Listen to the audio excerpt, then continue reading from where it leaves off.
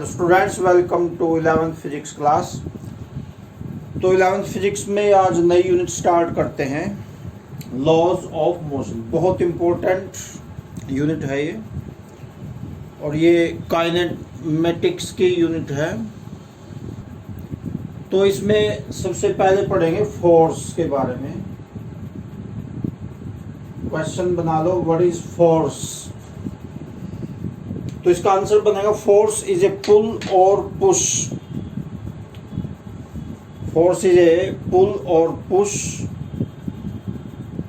which changes the position, which changes or tends to change the position of an object. It may also change the shape and size of the object. तो देखिए, force एक पुल या push होता है। जैसे कोई दीवार को ऐसे पुश करे, इस प्रकार धक्का दे ऐसे, तो वो पुश हो गया। और कोई चीज़ हम अपनी तरफ खींचे ऐसे, वो पुल हो गया। तो कोई चीज़ ऐसे खींचते हैं वो पुल, और ऐसे धक्का दे वो पुश। तो force is a pull or push which changes or tends to change the position, shape and size of an object. तो इसका फॉर्मूला, इसे F द्वारा लिखते हैं। It is denoted by F। इसको उल्टे को में बंद कर लेना है F को।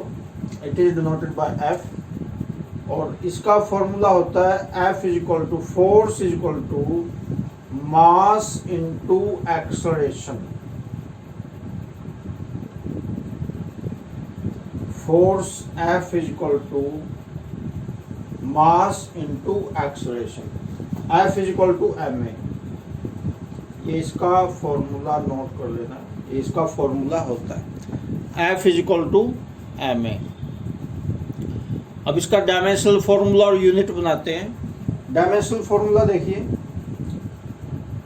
Dimensional formula of force. Main फॉर्मूले से डायमेंशनल फॉर्मूला बन जाता है। m यानी मास का तो होता है m की पावर 1 इंटू एक्सेलरेशन। एक्सेलरेशन का होता है l की पावर 1 t की पावर -2। तो ये फोर्स का डायमेंशनल फॉर्मूला बन गया, m की पावर 1, l की 1, t की पावर -2। ये फॉर्मूला आपने बिल्कुल पक्का याद कर लेना है, फोर्स का डायमेंशनल फॉर्मूला, क्योंकि ये बहुत जगह काम आएगा। इससे और भी बहुत सारे डायमेंशनल फॉर्मूले बनेंगे। तो इसको बिल्कुल अभी से ही रट लो, इसमें उधार नहीं चलेगी। m की पावर 1, l की 1, t की पावर -2, ये इसका डायमेंशनल फॉर्मूला अभी रट लो, बिल्कुल पक्का। अब इसकी यूनिट बनाते हैं। यूनिट भी मेन फॉर्मूले से ही बन जाएगी, मास इनटू एक्सेलरेशन। देखो, मास की यूनिट होती है किलोग्राम, ऐसा यूनिट, और एक्सेलरेशन की होती है मीटर पर सेकंड स्क्वायर। तो फोर्स की यूनिट बन जाएगी किलोग्राम मीटर पर सेकंड स्क्वायर। अब इसकी एक सिंगल नाम भी इसको दिया हुआ है। किलोग्राम मीटर पर सेकंड स्क्वायर को सिंगल नाम दिया हुआ है, वो है न्यूटन। तो फोर्स की SI यूनिट होती है न्यूटन। न्यूटन का N बड़ा आएगा, क्योंकि ये जो यूनिट का नाम है ये एक साइंटिस्ट के नाम से है। न्यूटन, सर आइजैक न्यूटन बहुत बड़े साइंटिस्ट हुए हैं, तो उनके नाम से इस यूनिट का नाम रखा हुआ है। तो किसी साइंटिस्ट के नाम से अगर किसी यूनिट का नाम रखा हुआ है तो उसका पहला अक्षर बड़ा आएगा। अब नेक्स्ट देखिए, इनर्शिया। नेक्स्ट टॉपिक है इनर्शिया। इसको हिंदी में कहते हैं जड़त्व। तो इनर्शिया क्या होता है? हर एक जो ऑब्जेक्ट है वो अपनी पोजीशन में चेंज का विरोध करता है। अगर वो आराम से बैठा हुआ है तो वो आराम से ही बैठना पसंद करता है, और अगर वो स्पीड में है कोई ऑब्जेक्ट, वो स्पीड में ही रहना पसंद करता है फिजिकली। और अगर वो घूम रहा है किसी डायरेक्शन में तो वो उसी डायरेक्शन में घूमना ही रहना चाहता है। वो नहीं चाहता है कि मैं घूम रहा हूँ तो मुझे कोई इस स्पीड से हटा दे, सीधा कर दे, मेरी डायरेक्शन को चेंज कर दे। यानी कोई ऑब्जेक्ट अगर रेस्ट पे है तो वो रेस्ट पे ही रहना चाहता है, और अगर वो स्पीड में है, मोशन में है, तो वो मोशन में ही रहना चाहता है, और अगर वो डायरेक्शन में घूम रहा है तो वो उसी डायरेक्शन में रहना चाहता है। तो इस प्रॉपर्टी को इनर्शिया कहते हैं। तो इसका ये लिख लेना है, what is inertia, write its types and their definitions. तो इसका आंसर आपने लिखना है, the property of an object by virtue of which it opposes the change in its position of rest और motion is called inertia. This is of 3 types, ये 3 type का होता है। नंबर 1 होता है inertia of rest, inertia of rest, इसको heading बना के लिखना है। तो इसकी डेफिनेशन बिल्कुल वैसी रहेगी, मैंने जो स्टार्टिंग में बोला था रेस्ट और मोशन, तो मोशन को हटा देना है, सिर्फ रेस्ट को ही लिखना है। The property of an object by virtue of which it opposes the change in its position of rest is called inertia. तो इसे कहते हैं इनर्शिया ऑफ रेस्ट। जैसे आपने कई बार देखा होगा कि जैसे ट्रेन में पैसेंजर्स बैठे हुए हैं, ट्रेन अभी रेस्ट पे है, चल नहीं रही है, और ट्रेन अगर एकदम से चलना शुरू कर दे तो जो पैसेंजर्स हैं वो पीछे की ओर गिरेंगे, ऐसे पीछे की ओर गिरेंगे। तो ये हो गया इनर्शिया ऑफ रेस्ट। तो देखिए इसको मैं अभी लाइव एक्सपेरिमेंट से दिखाता हूँ। तो इनर्शिया ऑफ रेस्ट, जैसे डस्टर रजिस्टर के ऊपर रखा हुआ है, तो मैं रजिस्टर को एकदम से खींचूंगा ऐसे, तो डस्टर वहीं पे ही रहेगा। एकदम स्पीड से मैं इसको खींचूंगा, देखना, देखो डस्टर वहीं पे ही पड़ा रहा। दोबारा फिर देख लो, रजिस्टर को स्पीड से खींचूंगा, डस्टर वहीं पे ही रह जाएगा, डस्टर वहीं गिर गया। लेकिन अगर मैं इसको धीरे धीरे खींचता हूँ, अब तो डस्टर नहीं गिर रहा है, अब नहीं गिर रहा है डस्टर, अब नहीं गिर रहा। स्पीड से एकदम खींचूंगा तो डस्टर गिर जाएगा नीचे। तो देखो ऐसा क्यों हो रहा है, क्योंकि डस्टर है जो इनर्शिया ऑफ रेस्ट के कारण ही हो रहा है, क्योंकि डस्टर रेस्ट में ही रहना चाहता है, जबकि उसके नीचे वाला जो सरफेस है, नीचे वाला सरफेस तो आ गया मोशन में, और डस्टर था रेस्ट में, और ये रेस्ट में ही रहना चाहता है। इसको कहते हैं इनर्शिया ऑफ रेस्ट। ये इस प्रकार देखो। अगर नेक्स्ट इसका सेकंड टाइप है इनर्शिया ऑफ मोशन।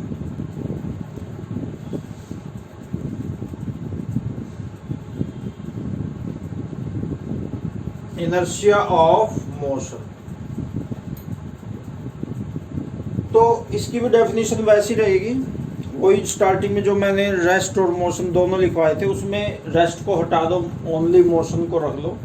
तो property of an object by virtue of which it opposes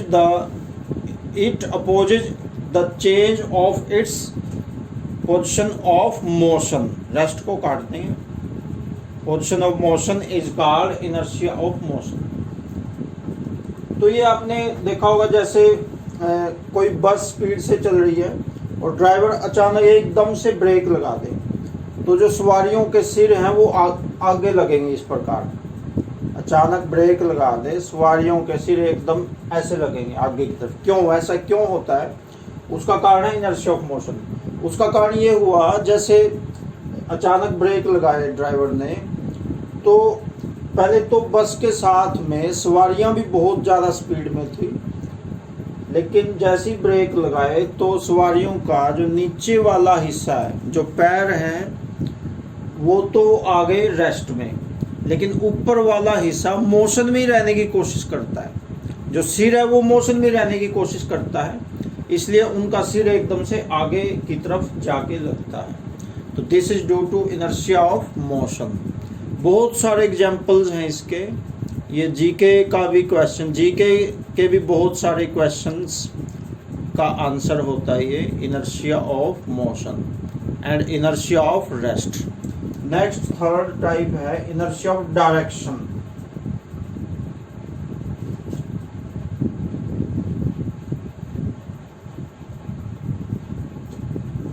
तो डेफिनेशन इसकी वही आ जाएगी जो रेस्ट या मोशन लिखवाया था। The property of an object by virtue of it by virtue of which it opposes the change in its position its direction. Position of rest की जगह ओनली डायरेक्शन आ जाएगा। It's change in its direction is called inertia of direction. The property of an object by virtue of which it opposes the change in its direction is called inertia of direction. तो इसका भी example आपने बस में देखा होगा। जैसे बस ऐसे जा रही है प्लेन रोड पे, स्ट्रेट रोड पे, और ड्राइवर अचानक ऐसे मोड़ दे, ज़्यादा स्पीड में एकदम से मोड़ दे, तो सवारियां एकदम से दूसरी तरफ लगेगी जाके, उनका सिर दूसरी तरफ लगेगा जाके। तो ऐसा क्यों है? ऐसा इसी कारण है क्योंकि जिस डायरेक्शन में पहले जा रही थी वो, तो उनका जो ऊपर वाला हिस्सा है सवारियों का, वो उसी डायरेक्शन में जाने की कोशिश करता है। या फिर जैसे स्पीड में चल रही है कोई कार और अचानक ज़्यादा स्पीड में मोड़ दे, कोई ज़्यादा स्पीड में मोड़ देगा तो कार पलटी खा जाएगी। कभी भी कहीं पे टर्न आए तो वहाँ पे ड्राइवर व्हीकल की स्पीड को कम करके टर्न करता है। व्हीकल की स्पीड कम करनी ज़रूरी है। अगर ज़्यादा स्पीड में उसने एकदम से मोड़ दिया व्हीकल को, तो वो व्हीकल पलटी खा जाएगा। क्यों खा जाएगा? क्योंकि व्हीकल का नीचे वाला जो हिस्सा है वो तो मुड़ गया, लेकिन जो ऊपर वाला हिस्सा है व्हीकल का, वो इनर्शिया ऑफ डायरेक्शन के कारण उसी डायरेक्शन में रहना चाहता है जिस डायरेक्शन में वो पहले जा रहा था। तो उसका बैलेंस खराब हो जाएगा, और बैलेंस खराब होने के कारण वो व्हीकल वो पलटी खा जाएगा। तो आगे हालांकि आएगा, ये भी टॉपिक आएगा कि कितने स्पीड से सेफली कोई अपने व्हीकल को मोड़ सकता है बिना पलटी खाए। ज़्यादा से ज़्यादा कितनी स्पीड पे कोई मोड़ सकता है अपने व्हीकल को बिना पलटी खाए, ये आगे आएगा। तो आज आप इतना ही कर लो। ये बहुत इंपॉर्टेंट टॉपिक्स आपको आज करवाए हैं, फोर्स एंड इनर्शिया। तो नेक्स्ट वीडियो में न्यूटन्स लॉज ऑफ मोशन आएंगे, बहुत इंपॉर्टेंट होने वाली है नेक्स्ट वीडियो। वैसे तो सारी ही वीडियोस बहुत इंपॉर्टेंट होती है, एक भी वीडियो अगर छूट गई तो आपका ज़्यादा नुकसान हो जाएगा। और लेकिन जो laws of Newton's laws of motion है वो तो फिजिक्स में सबसे ज़्यादा इम्पोर्टेंट टॉपिक्स हैं। तो अभी इस वीडियो में इतना ही रहेगा। Okay, thanks.